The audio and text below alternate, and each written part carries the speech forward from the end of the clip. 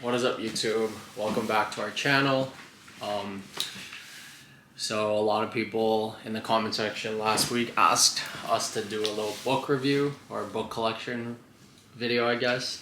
Because honestly, all the books are all mine, and Ché, so Ché doesn't really want to be in the video. She's literally in the other room right now, so I guess I'll just film this by myself. I picked a couple books just to like go through, just because like there's too many to run through the whole collection and it would be like an hour-long video. So let's get right into it. So the first book that I kind of wanted to talk about is a book that I just finished reading actually, and it's Andre Leon Talley's little memoir, The Chiffon Trenches. I've had this book honestly for a while.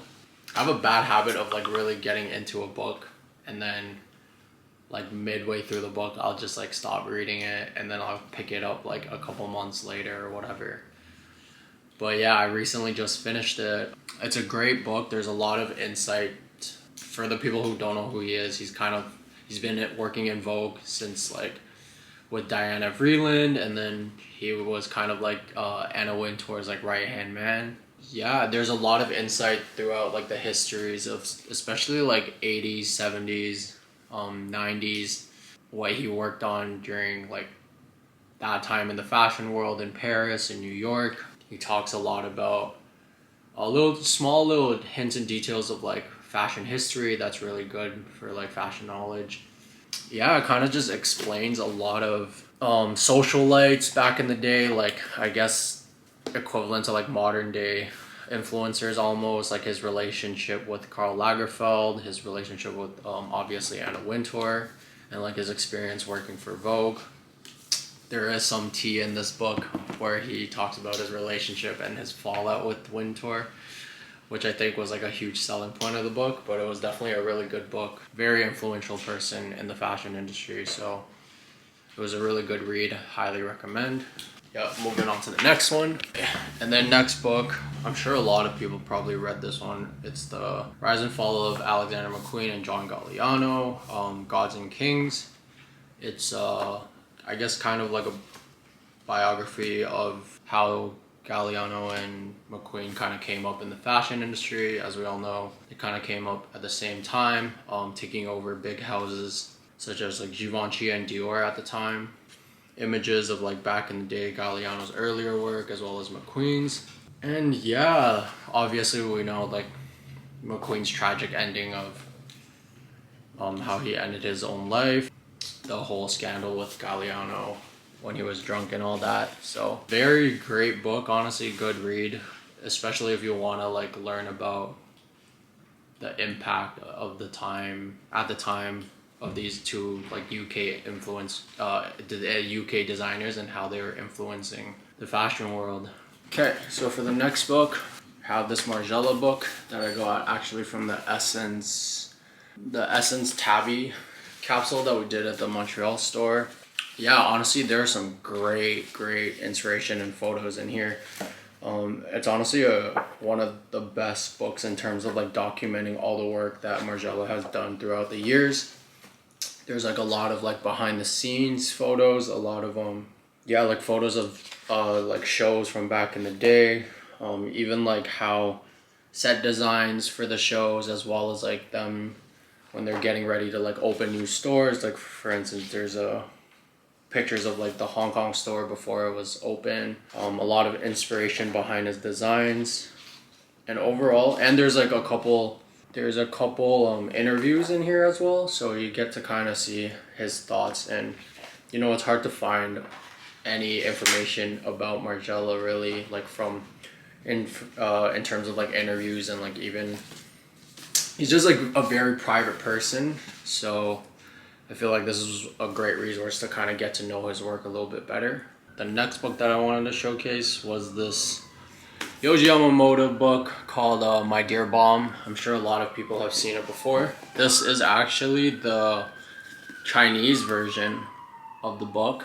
I tried looking for the English version, and the prices on like eBay and stuff is just stupid high because it is an old book and it is pretty hard to find, I want to say. But I came across a Chinese version, decided to get this. It was like way cheaper, like The translation is a little off though, I would want to say, but there are some cool images in terms of like his process of like coming up with like runway shows and stuff like that, and some drawings and paintings that he's done, and like personal notes as well, which is always a cool detail in the books that I find.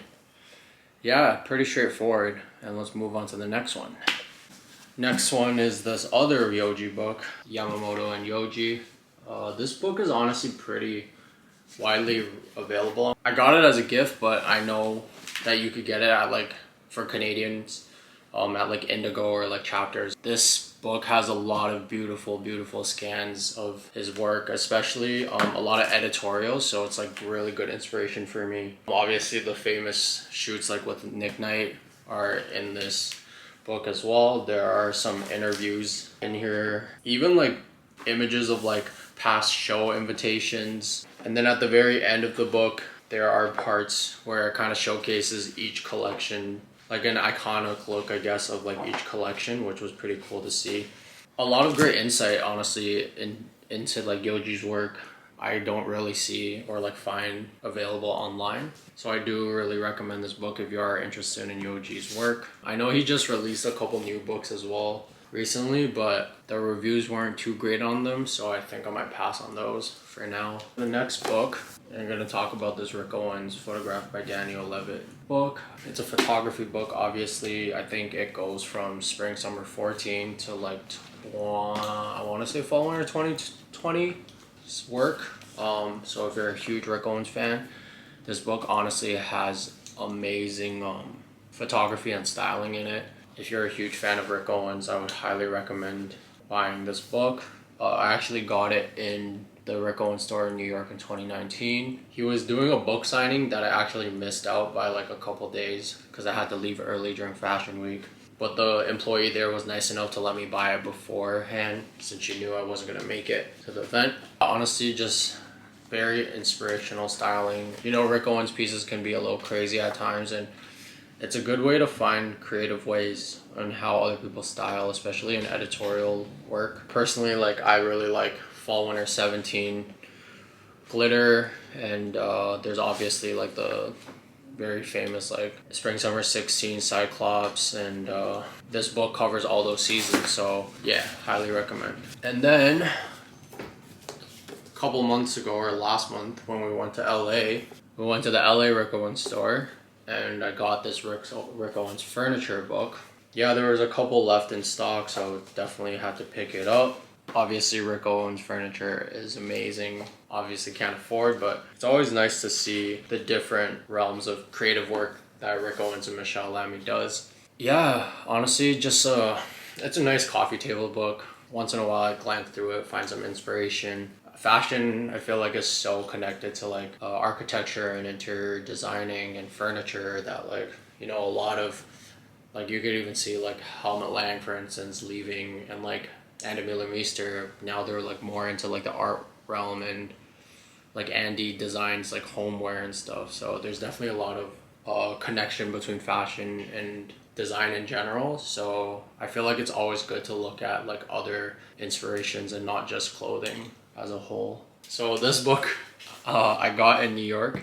To be honest, I haven't gotten a chance to like go through it and actually look through the book yet, just because life has been hectic. We've been traveling so much. Yeah, like I always into like Belgium and like Antwerp based fashion designers. I feel like they have such a unique inspiration in terms of like design, and you can kind of tell when a designer's from like the Antwerp region, you know, and their work is just always inspiring and unique. So I was looking forward to kind of digging through this book and getting to honestly know the brand a bit better. Yeah, and then the next one was also the Cdg Art of the In-Between. They did a Met Gala theme on like Rei Kawakubo and Comme des Garçons. This book kind of documents the, I guess, exhibit that the Met Gala had, as well as just like the crazy artwork and pieces that Rei Kawakubo has done throughout the years. Obviously one of the most inspirational designers, one of the few designers that really can push the boundaries of like being called an artist, I'd say. And like obviously you guys know Japanese designers are definitely like right down my alley, right on what is the term? Right down your alley, right down my alley. How do you even say that? I can't talk today. Anyways, yeah, so I had to get the book. I saw it in New York, instantly copped. So the camera died, so I'm shooting on Ché's new iPhone 13.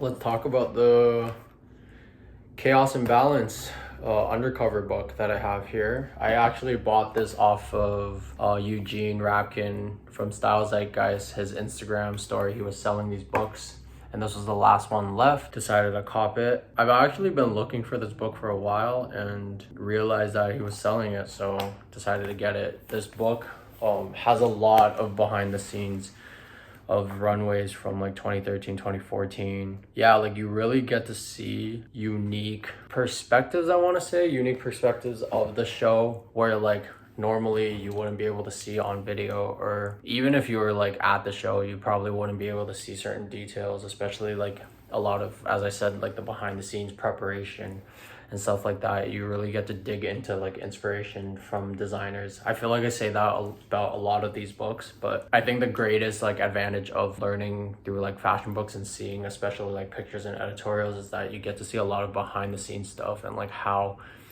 these designers find their inspiration and what's really pushing them for this runway's theme or whatever, you know. So I feel like that's one thing where like you wouldn't really be able to access that kind of information just being on YouTube or like, you know, searching through like videos and stuff. So that's definitely a plus. I have 2 more books actually.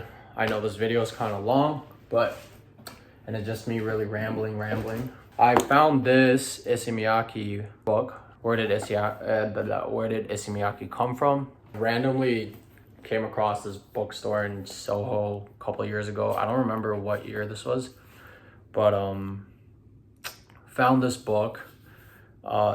Honestly, it really dives into like the earlier years of Issey Miyake in terms of like how he started in fashion, how he came up with like the pleats and like how he plays with shapes and structure, and it really talks about his like earlier work a lot. The only thing that kind of sucks about this book is the second half is all in Japanese, so like obviously I can't read Japanese, so I kind of just read the first half of the book, but it's still a great book regardless. And I don't really see this, like I tried finding it online and whatever, but I don't really see a lot of information on this book.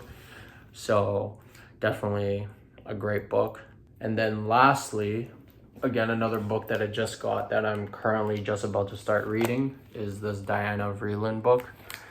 Kind of a biography on her life. Yeah, honestly, such an icon.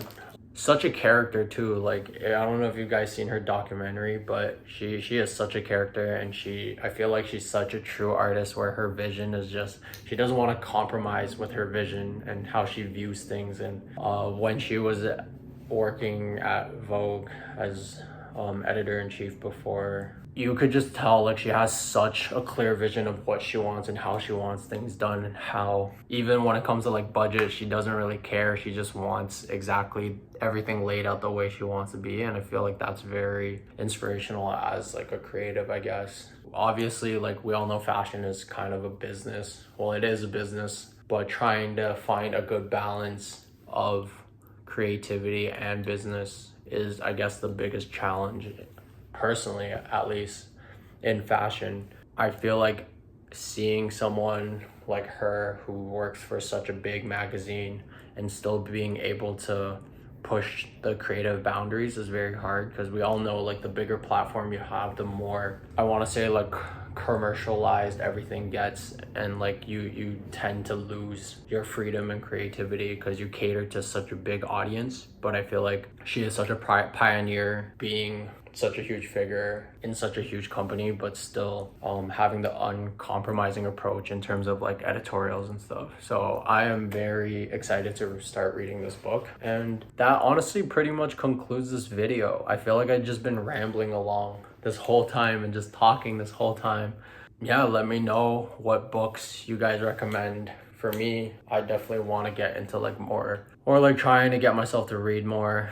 It's obviously hard with so many distractions in life and technology, but it's always good to, I think books are still like the best resource in terms of like knowledge and learning.